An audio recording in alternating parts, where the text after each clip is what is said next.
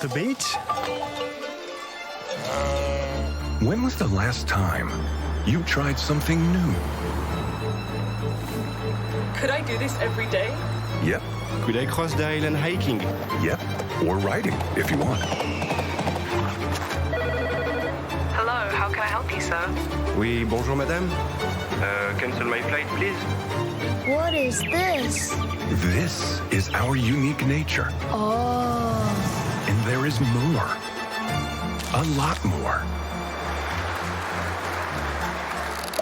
Could that be why we smile so much?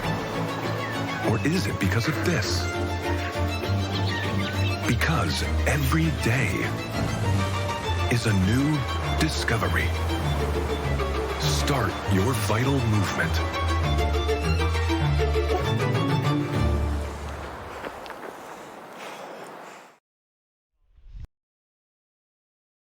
It's KiteFoil World Series Gran Canaria, and the sun is beating down on me, Andy Rice, and my co-commentator for this regatta. It's Mirko Babini, the president of the International Kiteboarding Association. Thanks for joining us. It's an absolutely amazing sunny day, but the sand is blasting across the beach. We had a rider's briefing about an hour ago, Mirko. Welcome, by the way. Great to have you here. It's on the margins today, isn't it? We're waiting to hear what's happening with the racing. Just give us a rundown of the conditions. Yeah, thank you, Andy, and thanks to all watching us here in Gran Canaria. As you said, it's a beautiful day, super sunny, and luckily we are under the sun. And yes, I can report that it's a windy day, so we are just keep waiting for the final good report from Michael from the race committee on the water, and let's see what is gonna happen. For sure, as you said, the sand is already blasting on the beach, so let's see what is gonna happen. Some of those riders are definitely ready to go, aren't they? I was just speaking, for example, to Denis Taradin from Russian Federation. He's been kiting in Tarifa all year in the south of Spain, and he says that he's only used his 9 and 11 size kites, his two smallest kites, all season in Tarifa. And only on 3 occasions did he use anything bigger than that, his 15 or his 19. So this guy is ready to go, because this is a typical day in Tarifa. But there are other people to think about in this event, aren't there? It's not just about the top few.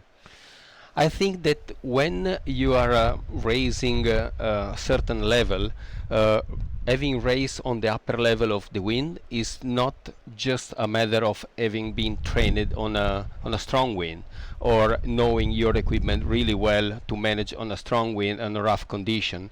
I think is the decision here it more particular. It needs to be more into detail. Is the last event of the season. We have a female fleet, male fleet, really great rider. They are keen also to continue to training on the winter season. They really don't want to push it hard and maybe risk an injury on the last event of the season. So let's play on this way for the decision. But as you said, Denis is really keen to race and is used to train on that condition, but racing is something different. So we just had the weather there, 30 to 40 knots of breeze. That is definitely at the high end, and it said rough for sea state. It really is looking on the edge at the moment, but we will keep our fingers crossed here that something good comes of the day. We did have some fantastic racing on day one of the competition. Let's just take a look at the highlights from day one and see how that turned out.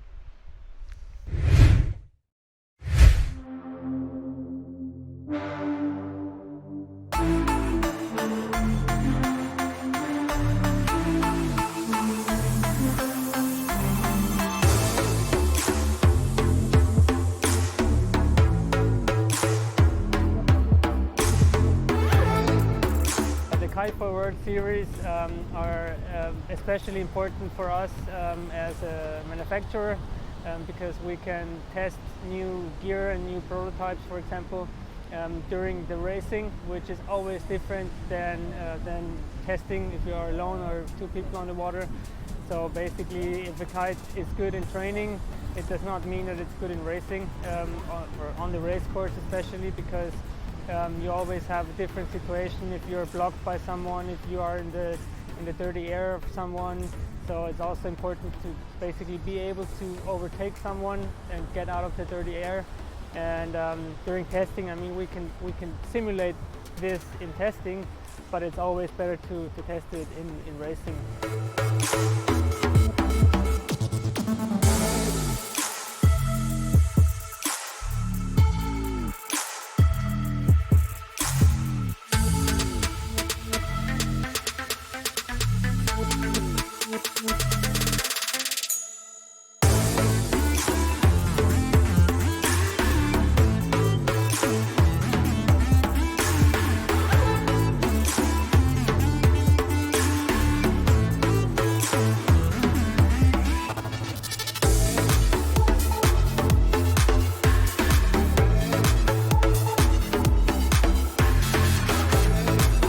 Here on the beach it's a little bit gusty, but outside the wind is very clear, and so we have nice races.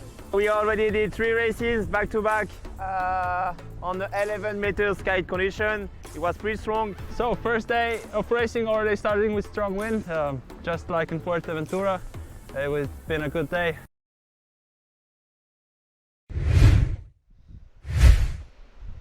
So that was an amazing day. We had 5 races, and 4 of those races were won by Axel Mazzella from France, who's also leading this series overall. Moko, what makes Axel one of the greats? What is it specifically about him that makes him so fast? I think Axel he started foiling many years ago. It was one of the first start knowing how he can manage everything happen on these classes, and I guess that he's so keen to be always on the top of the fleet, ahead of everyone. He has always is putting everything that he can always to stay in front of everyone. He's not making mistake. He's working a lot on little small detail and just make the difference. I mean, Axel is almost 99.9% perfect. So I was lucky enough to be out there watching the racing at the Windward Mark. There's that you got that sort of spacer mark that sits just to leeward, and that's a really nice space to sit between those 2 marks in that no-go zone for the riders, which means you can safely, or relatively safely, sit inside that spot in a rib, which is where I was with the photographers. And I saw race 3 where Martin Dolent from Croatia and Conor Bainbridge charging in towards the Windward Mark on starboard tack. Axel Mazzella charging in from the port. There was nowhere for him to go, but somehow he managed to slot himself in. He managed to do a perfect tack from port to starboard. I thought there was going to be an incident. There wasn't. There was no shouting, no complaints. Axel Mazzella executed perfectly. He could have easily gone round the back of those 2 because he knows that he's got enough of a lead in this series that he doesn't have to put that kind of risk on the line, but he did anyway. No, because as I told you, he's so keen to be in front and is so confident with all his equipment. He's like a Formula 1 driver. He know he can do it. He can overtake it on that corner. He know it, and he did it. And then so when he figure out that he has the spot, he will do it. He will execute it, as you see with your eyes. So that's the confidence that he built with his training.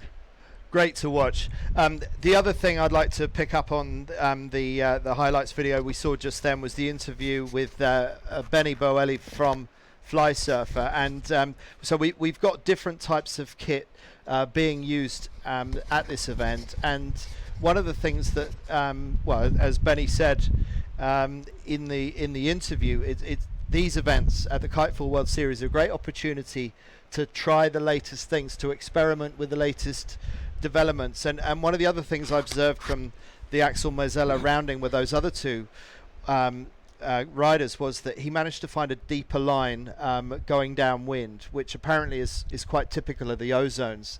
Take you a little bit deeper downwind, but he was compromised on the upwind. So where do you take your gains? Do you want to be faster off the line and be first round the windward mark, or do you want to take your gains downwind? So you've got this sort of compromise game to play, and so these are really important events for the riders and for the designers of the kit, both the foils and the kites themselves, to try the latest things. How much further has this development got to go now that it's gone Olympic?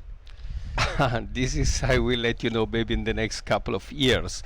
Everyone maybe they don't know, but I'm sure it will be a lot of development on that. And thanks to the KiteFoil World Series, this open class is made on that purpose. This is why athletes they come, and also designer and also coaches. They use this kind of event to test something new, test a different setup with different equipment about the KiteFoil lines, bridle setup, there's a different system that they have on the bar, and obvious all the hydrofoil and angle of attack and everything, because you can imagine how many little detail you can have it from bottom or from under your feet to all the way up to the kite. There is so many things, and then you are allowed to do so in this kind of condition, in this kind of event, the KiteFoil World Series. So this is why I guess it's really important for all the design department to have this thing. So the other thing is, this sort of reminds me of the America's Cup, and so there's a game of development in terms of developing your equipment, but sometimes we see people try the same equipment as somebody else who's going fast, and they just can't make it work. So what's going on there? Why is some equipment fast in the hands of one rider but not necessarily in the hands of another? This is one of the typical black and white question. So typical black and white question, what it means. You can take your decision quite straightforward. Something doesn't really work, doesn't really perform how you feel, and then you just go straight to change your equipment. And sometimes it's really difficult to find equipment that it goes better and faster and perform better. Other side, they just are keen and focused that equipment was perfect because maybe all the data are okay. They just improve the performance, keeping sailing, and know better their equipment. They are the two different, let's say, school, let's call it. And sometimes we see the difference, like you said, on the America's Cup. Some of the team, they will keep changing a lot of things. Other more focusing on getting hour and hour on training, almost on the same concept. You remember the team Emirate, they just start with a tiny, long, high aspect foil, which everyone said, it's not going to work with light wind. It's not going to work. They find a way to make it. At the end of the day, they win it. So you see, there is always different view on that. So it's easier when we're not feeling fast to look at the equipment and say, it must be the equipment's fault. It's much harder to look at ourselves and admit to ourselves that maybe it's not the equipment's fault, we just need to learn how to use it better. Yes, exactly. And then I must say the feeling of the rider is really important, the sailor is really important, and they are using also data. I mean, we have GPS system and all the other technical stuff, which now helps to understand how to run in which angle, all the different kind of wind and the different setup. So people just need to spend more hour on same equipment. I'm on that way. I prefer always before to change equipment, to make sure that I spend enough time that, okay, if I'm gonna say it's not gonna work, I tested everything, instead of just keep changing because it's easier, as I said. Daniela Moroz, she's not here, but she has been the runaway highest performer of the women in the kite foiling world, and she was one of the nominees in the Rolex World Sailor of the Year last night. She didn't win it last night. That went to Hannah Mills and Ailey McIntyre for winning the gold in the 470, but Daniela Moroz, she seems like she's another cut above the rest, and that again comes down to technique. Is there anything? Well, I'm asking you that question. Is it technique? What are Daniela's advantages? First of all, we have to remember that Daniela started doing kite foiling on San Francisco Bay together with the main fleet, and that time it was again already one of the fastest fleet in the world.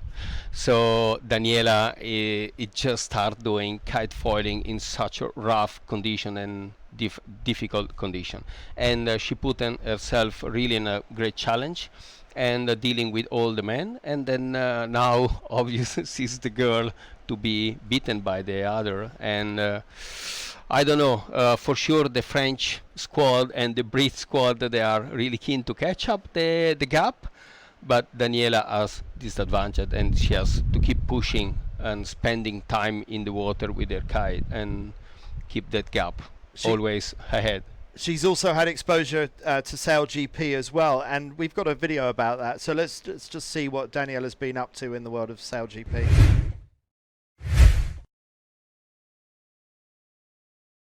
For season 2 of Sail GP, the league wanted to have female athletes on all the teams, and I got selected as part of our application process for the US team, which was super exciting. So I went through this whole process and tryout kind of, and was selected by the team, which was pretty cool. And then I joined the team for the first event in Bermuda, and I've done the 3 other events since then. I did Taranto, Plymouth, and Aarhus. So it's been a really cool experience so far. And I'm on the boat usually just during practice racing and during our training days. So I spent a lot of time in position 6, which is like behind the helm. And I'm kind of a passenger and just observing and seeing what's going on. And then I've also spent some time doing flight control, which is flying the boat. And you're trimming the foils to keep the boat riding steady along the water. And then I've done a little bit of grinding as well in lighter wind. And it's been pretty cool.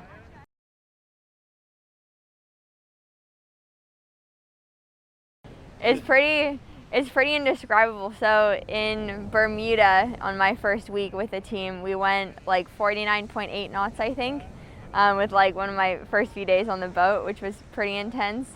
That gave me a really big idea of like how it all works and how fast you can actually go with these boats.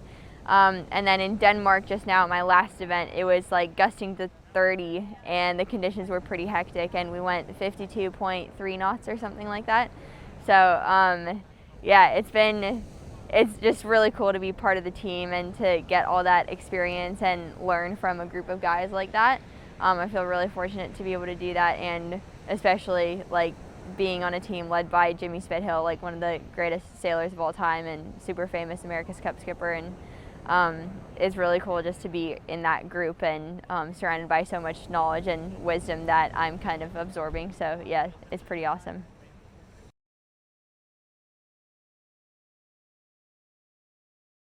I'm totally used to sailing by myself and doing single-handed sailing. That's always what I've done. I've done a little bit of sailing with other people. I've done some NACRA sailing and 49er sailing with like one other person. Spent a couple sessions on big boats. But yeah, this is my first time being on a boat with like a proper team and with like 4 or 5 other people. And it's pretty different. Like there's a lot of communication going on, and you really have to be talking to the rest of the team, and especially between the wing trimmer and the helm and the flight controller, they're talking all the time about what's happening with the boat, what kind of breeze is coming up ahead. Our tactician is one of our grinders, so he's always saying like where the other boats are and where we should tack, and he's on that kind of stuff. But yeah, there's just a lot going on, and it's pretty different from just single-handed stuff.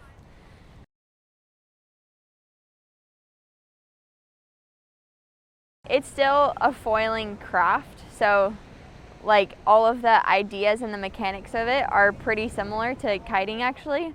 You're just kind of applying it to a different platform, and that part, it definitely took a little bit of time to get used to that, just because I have pretty limited sailing experience, so it definitely took time to like figure out how to apply those ideas and just concepts of foiling just to a different platform. And then the racing itself, it's honestly super similar because the only, like, our courses are a little bit different. They have like boundaries and like a gate at the top and a gate at the bottom. Whereas we have like open race course and usually just 1 or 2 marks at the top, but it's like a single rounding.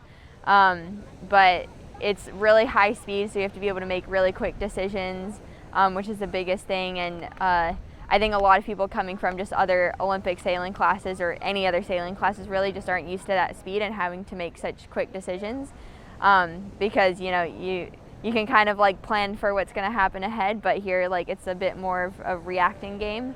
You really have to be like just quick-minded and be able to make those quick reactions. So that was like the biggest part that was similar. And of course, like the strategy and tactics are really similar too.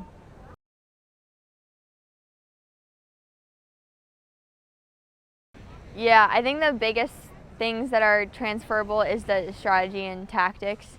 Although it's a different course where, we're going at pretty similar speeds when it comes down to it. So a lot of it is just like making the right decisions at the right time and learning to think a certain way strategically and tactically. So yeah, there's a lot that is super similar. 26. So Daniela Moroz, maybe a future winner of the Rolex World Sailor of the Year, but probably a few years away from that. Anyway, some bad news for you, I'm afraid. News from the race officer is that the wind was averaging 26 knots, but gusting 34, and the sea state too high. So unfortunately, that means no racing today. Really sorry to bring you that news. Very disappointing, but also very understandable. Mirko, it's the way it's the way it is in this sport. It can be dangerous, can't it? Yeah, I think there have been talking, has been different talking between the race official in the water, race committee in the water, and the PRO and the rider as well. When their conditions are really marginal, we can expect that the decision must be done in a clever way. And when you are on the upper level, 34 knots on rough condition, maybe it's the good call.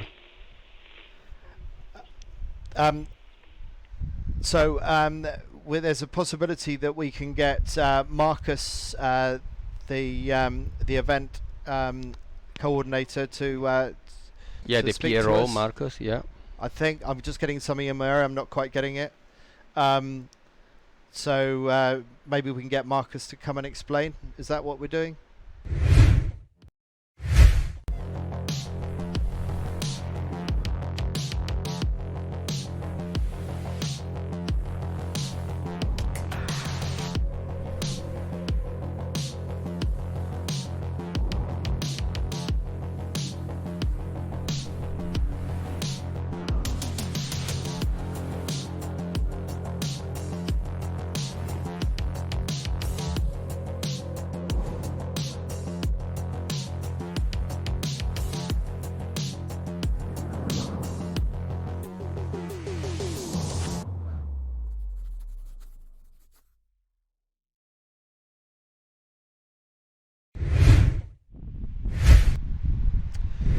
Marcus Schwentner, you're the man tasked with making these tough decisions along with the race officer out on the water, Michal. So how did you reach the decision today? Well, it wasn't so hard. I mean, we looked at the condition and it was already more windy than yesterday in the afternoon. What we got from the water was high 20s, gusting almost up to 40, and the forecast is saying that it will get more. And in that conditions with so rough sea, it is really difficult to ensure the safety of the competition. It is pretty rough. It is the best riders in the world, but there are some. There's always some that might have bad luck.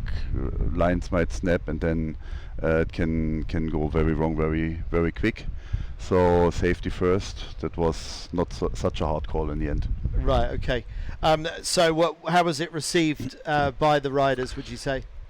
I don't think that anyone actually wanted to go out except Dennis probably, who was trying to beat Connor. They are fighting for second and third place overall.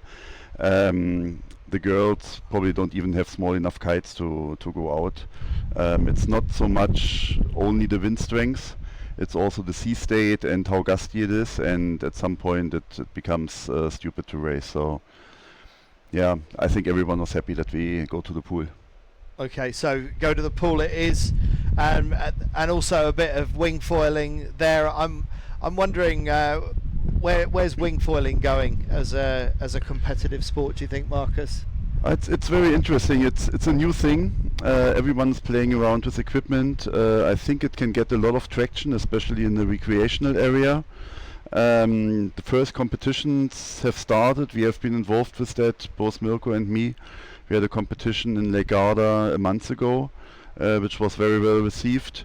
And the equipment will develop very quickly into specialized racing equipment. On the freestyle side, it's also very exciting because you have a lot of windsurfers coming in. The tricks are more coming from windsurfing freestyle than from kiteboarding. So it's really a great mix between former windsurfers, former kiteboarders, former stand-up paddlers, wave riders. It's attracting everyone. It's easy to learn. It's comparably safe. You see here in that conditions, it's going probably 15 knots or so. What we see now, twin tip kiteboarding.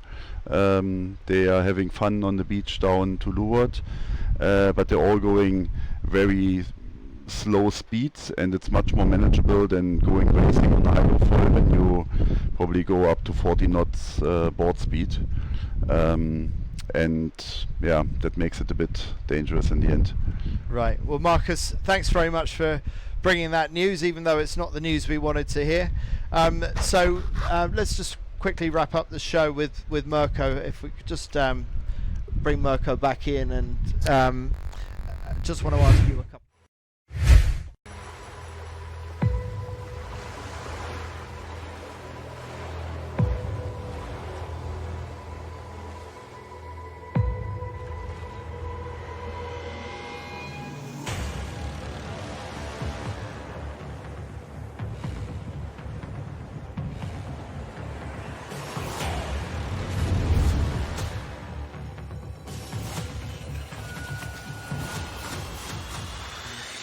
The R5, built to win.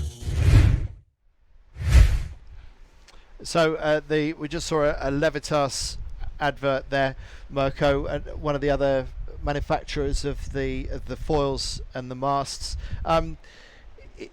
Obviously, in wind-dependent sports, like the one we're talking about, and like the sailing world that I come from, we lose a lot of days because there's either not enough wind or too much. It seems like KiteFoiling's done a really good job of addressing the bottom end of the wind range. It's just amazing to watch these boards go out in 5 knots. Is that about the lowest? Yeah, I mean, even with 4 knots, they can, during training, they can also get out in 4 knots with the 21 or 23 square meter kite, and the foil are also optimized to perform really well in a low end, like you said. They did a great job on the last, I must say, 2.5, 3 years of development, and so this is why 6 knots of wind range is the wind where we have perfect racing things, and this is why 6 knot it ensure such a great fleet racings. All the guys there can blast over 30 knots and around 20 knots upwind, so the performance are amazing. And that they can do phenomenal speeds, just like what, 4 times wind speed, is it something like that? Yeah, on the low end, yes. Yeah. Okay. And even in those conditions, you've got riders like Benoit Gomez. He's not here, but Benoit Gomez, one of the best, and still really fast in light winds, despite the fact that he weighs 115 kilograms. How is that possible? Yeah, just because I think again it's just get used to foil on a light wind condition, and his equipment super well. Is using a quite bigger kite because it's the one that he get out with is half one Diablo 25 square meter, and he play with the angle of attack on the right way to get lifting quite quick, and I guess is really sensible. Is a guy which is, compared to his weight, is really with sensitive under his feet and his hand for the kite. And at the end of the day, you can see him after the starting line, always on the top on 6-7 knots of wind, which is amazing. It is incredible. Yeah. There's a lot more I want to ask you about, Mirko, but anyway, we are looking forward to coming back tomorrow for what will be the final day of racing here at KiteFoil World Series Gran Canaria. We are hoping for better luck tomorrow. It was on the margins today. I think the top few maybe could have coped with it, but we've got a whole fleet to think about here. So thanks for joining us for this show. I'm sorry we didn't bring you live action from the water, but from Mirko Babini and myself, Andy Rice, that's it from us in Gran Canaria today. Have a great day, and we will see you at the same time tomorrow. See you then. The beach? When was the last time you tried something new? Could I do this every day? Yep. Could I cross the island hiking? Yep. Or riding, if you want. Hello, how can I help you, sir? Oui, bonjour madame. Cancel my flight, please. What is this? This is our unique nature. Oh. And there is more. A lot more. Could that be why we smile so much? Or is it because of this? Because every day is a new discovery. Start your vital movement.